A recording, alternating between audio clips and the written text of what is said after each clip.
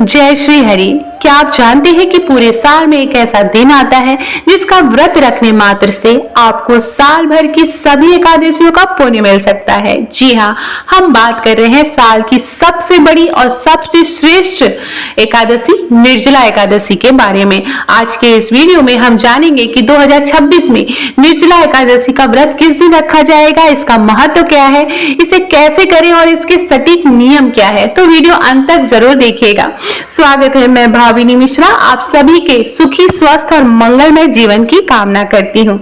हमारे सनातन धर्म में इस व्रत का बहुत ज्यादा महत्व है। पंचांग के अनुसार साल 2026 में निर्जला एकादशी 25 जून गुरुवार को मनाई जाएगी। एकादशी तिथि का जो प्रारंभ है वह 24 जून की शाम 6:12 पर होगा और इसका जो समापन है वह 25 जून की रात 9:14 पर होगा।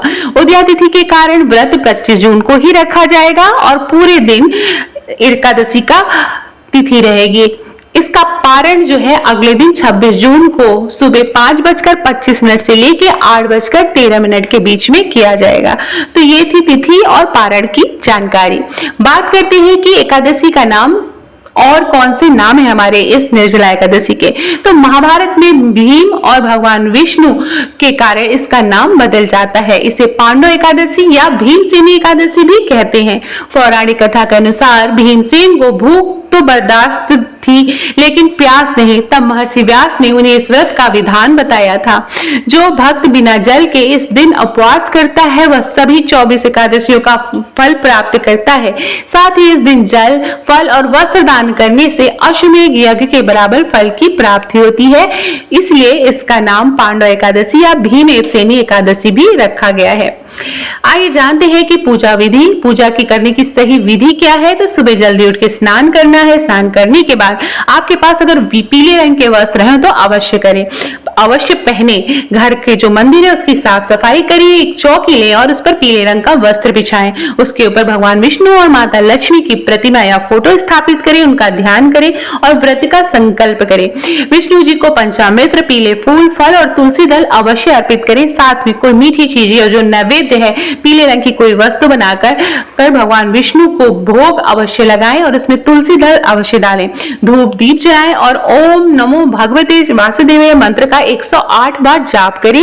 निर्जला एकादशी की व्रत कथा अवश्य सुने। उसके बाद भगवान विष्णु और माता लक्ष्मी की आरती करें। उसके बाद प्रसाद का वितरण करें। तो ये संपूर्ण एकादशी के नियम है। इसके बाद एक नियम और होता है, जो भी एकादशी का व्रत रखता है उसे दान पुण्य अवश्य करना चाहिए। तो अगले दिन पारण के बाद आपको सीधा निकालना होता है। सीधा मतलब किसी ब्राह्मण को एक दिन का भोजन देना होता है। उसके अलावा आप किसी जरूरतमंद या गरीब को वस्त्र, धन का भी दान कर सकते हैं। दान पुण्य अवश्य करें, तभी आपकी जो एकादशी का जो फल है वो आपको प्राप्त होता है। यह व्रत सबसे कठिन माना जाता है, इसलिए इसके नियम भी सख्त हैं।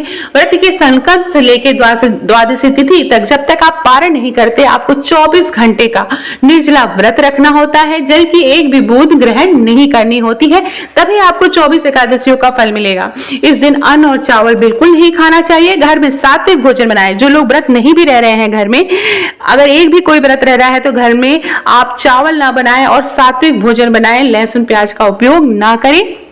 जल दान, प्याऊ लगाना, छाते का दान करें। गर्मियों के फल जैसे आम, तरबूज गरीबों में अवश्य दान करें। पारण के दिन यानी 26 जून को सुबह पूजा करके ब्राह्मण या जरूरतमंद को दान देने के बाद ही जल का ग्रहण करें और व्रत खोलें। दोस्तों, निर्जला एकादशी आत्मनियंत्रण और ईश्वर भक्ति को सबसे उत्तम माध्यम है। अगर आपको यह जानकारी अच्छी लगी हो तो वीडियो को लाइक करिएगा। अपने परिवार और दोस्तों के साथ और जो ग्रुप्स बने होते हैं ना उसमें जरूर शेयर करिएगा और हमारे चैनल को प्लीज सब्सक्राइब करना ना भूलें। ओम नमो भगवते वासुदेवाय कमेंट बॉक्स में अवश्य लिखिएगा। बहुत बहुत धन्यवाद ये वीडियो देखने के लिए। आप सभी को आने वाली निर्जला एकादशी व्रत की बहुत बहुत शुभकामनाएं। अपना बहुत बहुत बहुत ध्यान रखिए।